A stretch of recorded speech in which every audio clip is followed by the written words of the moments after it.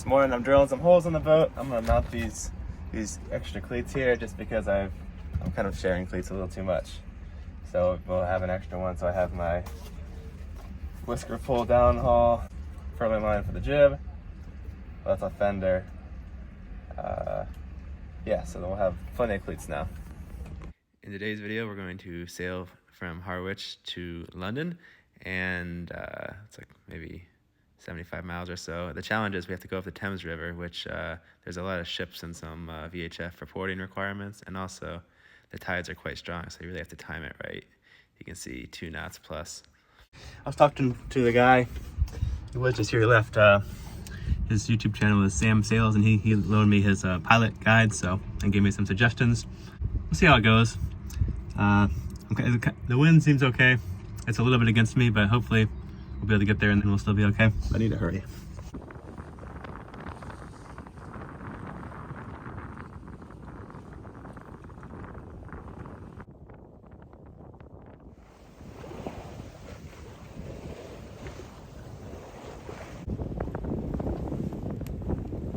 It's a very bizarre boat.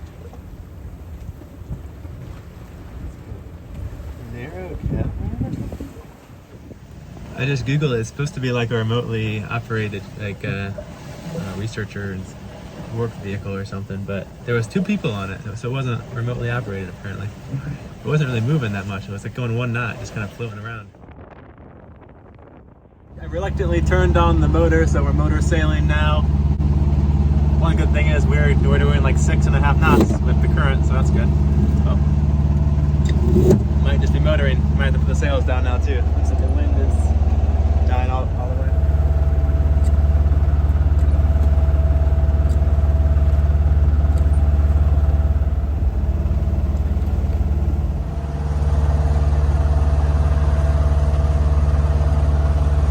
So I finally got out the sandpaper and sanded this Dodger down. It's looking pretty good. I'm ready to paint that. I think I'm gonna wait to paint it till I get to London, and I'm not on the boat because otherwise I know I'm gonna grab it. I also sanded that area in the front of the boat where I had removed the fitting.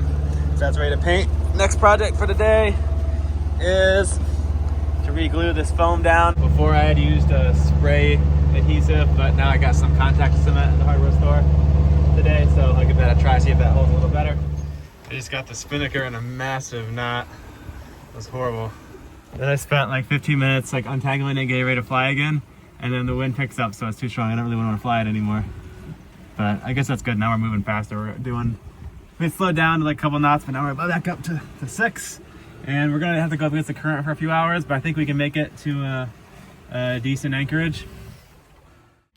Here's a look at the chart. So we've come down from Harwich, and I could probably sail right over all the shallow spots, but just to be careful, I'm kind of staying to deeper channels. And this is where I think I will anchor, or I could go a little further in there. That would definitely be a little more protected, but I don't know if it's worth it. And the next day we sail up the Thames to London. So the sun's gone down now. We're still doing 5.5 knots. I've been pleasantly surprised with the weather. This morning it looked like we were going to be tacking upwind all day, and then the forecast looked the same, but then it kind of switched around, and now we're on a broad reach. Cruising pretty good. The current probably will turn against us for the last hour or 2, but I think we can work our way into one of these little anchorages, or find some spot to anchor.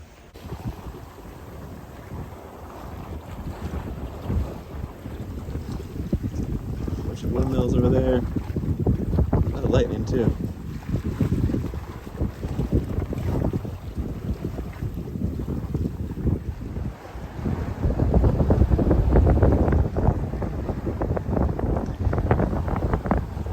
Challenge making out the ships from all the lights on land, and also the navigation buoys from lights on land too. Pro tip is if your navigation light is red and then it turns green and then it turns back to red again and then it turns green again, it's probably a stoplight, not a navigation light. Well, it seems reasonably calm here. There's still some wind and some waves, so it'll probably a rolling night, but I think I'm just going to anchor out here in the open. I should get down to about 10 feet up here. quite a tidal range, but we should be, at least I shouldn't have to pull the anchor up very high. Hopefully that lightning doesn't bring any squalls, but I don't think it's gonna come my way.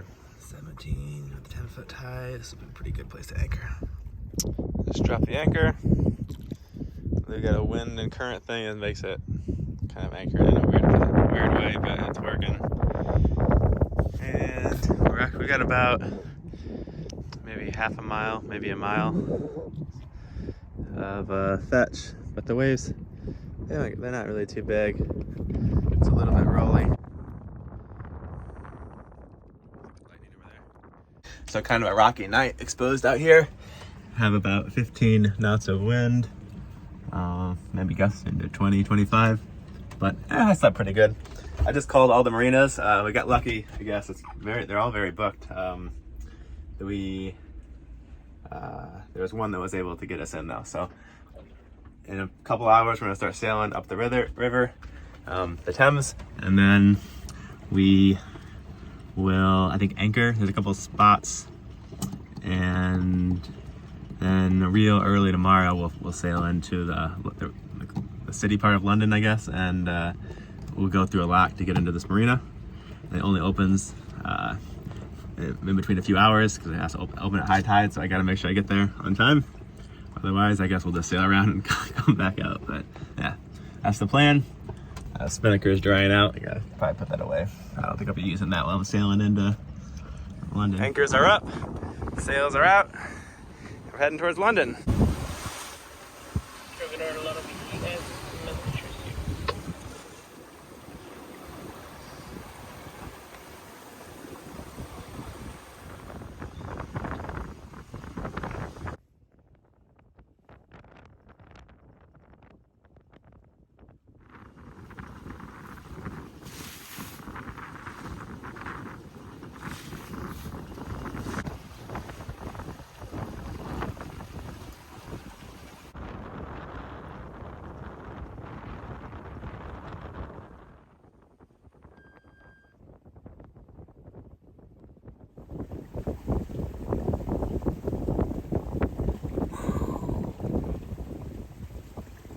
The wind has gotten just crazy.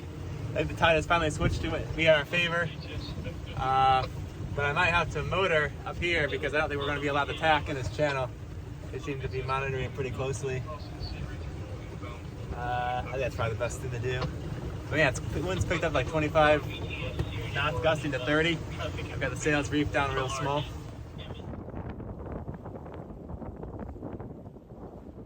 I just noticed a bolt sitting on deck, and it was a big one, which had me worried. It is a gooseneck bolt, so that's the guy where the boom connects to the mast. So I need to fix that.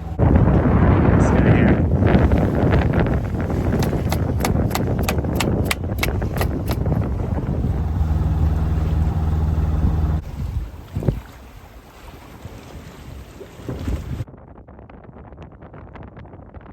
We'll be anchoring next to this lovely wharf here.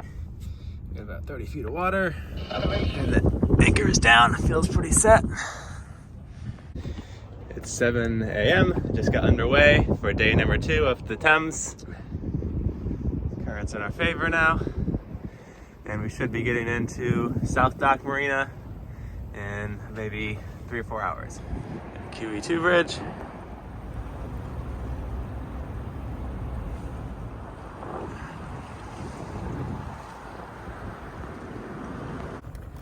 London VTS, sailing yacht, pickled herring.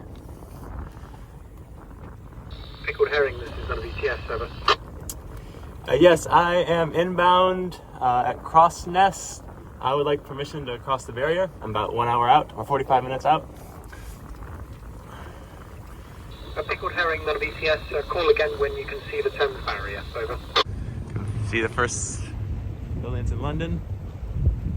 Coming up on the Thames barrier around here, around the bend. So unfortunately we gotta lower the sails to go into the barrier. Maybe a good idea anyway.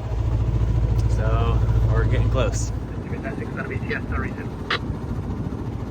London VTS, sailing yacht, pickled herring inbound, requesting permission to cross the barrier. Pickled herring, this is London VTS. Proceed on, take Foxtrot span between the green arrows on piers 4 and 5. Over. says receive box truck span. So I called London VTS on the radio. We have permission to go through the barrier. I really hope my motor doesn't die. On this one, this would probably be the worst time, but I've got the jib ready to deploy just in case I need an extra push to get through. Yeah, I'm excited. It's pretty cool.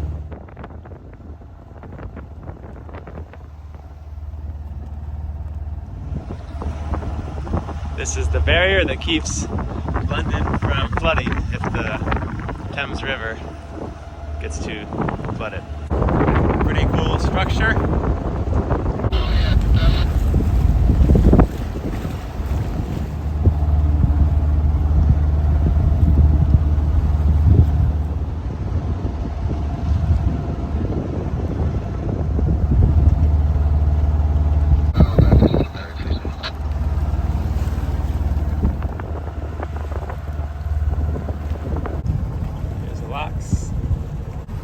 Very tight fit in here.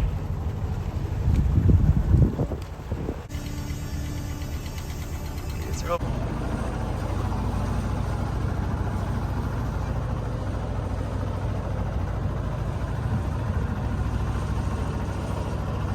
You just got through the locks. That's a very small lock, and with the tide outside, it was very rolling until I closed that gate. But we got our berth. Check it out. I just brought my boat around the tightest corner I've ever done. Did not know if that was possible. They're almost touching here. Okay, there we go. Just got a little bit pulling. Coming in just right. This line.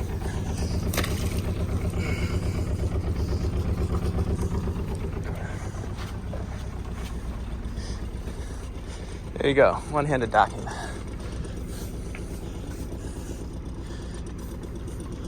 This guy right here. I got a stern line. There we are. This marina was $50 a night, which is expensive, but I guess we're in London, so maybe that's not expensive.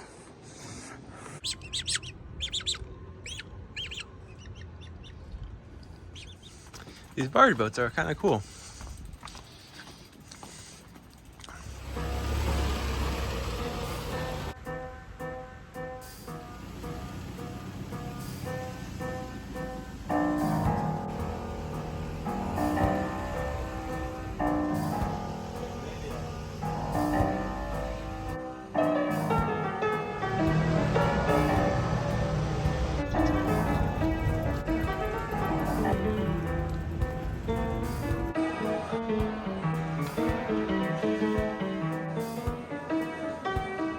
Well, darn, my bike got stolen. Cut the wire. That's a bummer.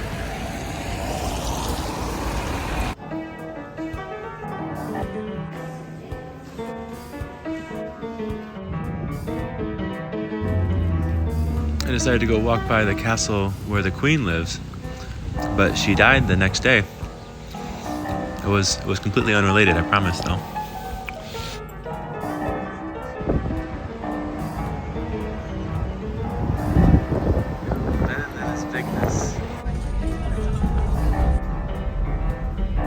This will disembark the front of the boat.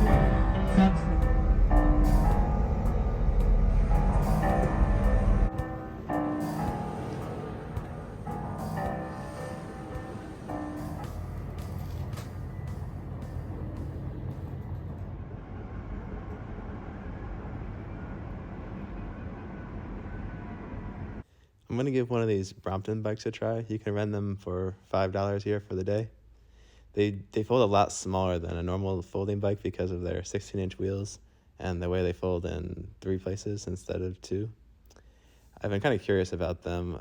Unfortunately, they're about twice the price as my other folding bike, but they've got kind of a cult following. So I rode around for the day. I can kind of see why it actually rides really well for having 16-inch wheels, and there's a big advantage to being able to get it to fold smaller. Just getting it on and off the boat is a lot less cumbersome. So I could pick one up here for a little bit less since they're made in London, I guess, than I can in the US. So I think I'm gonna buy one.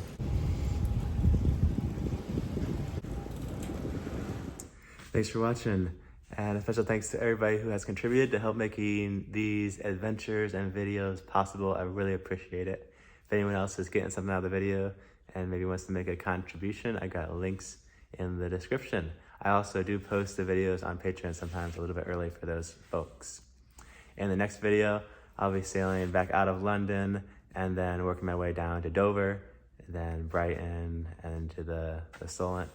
So currently I sailed a little bit backwards and I'm in Netherlands, in Amsterdam.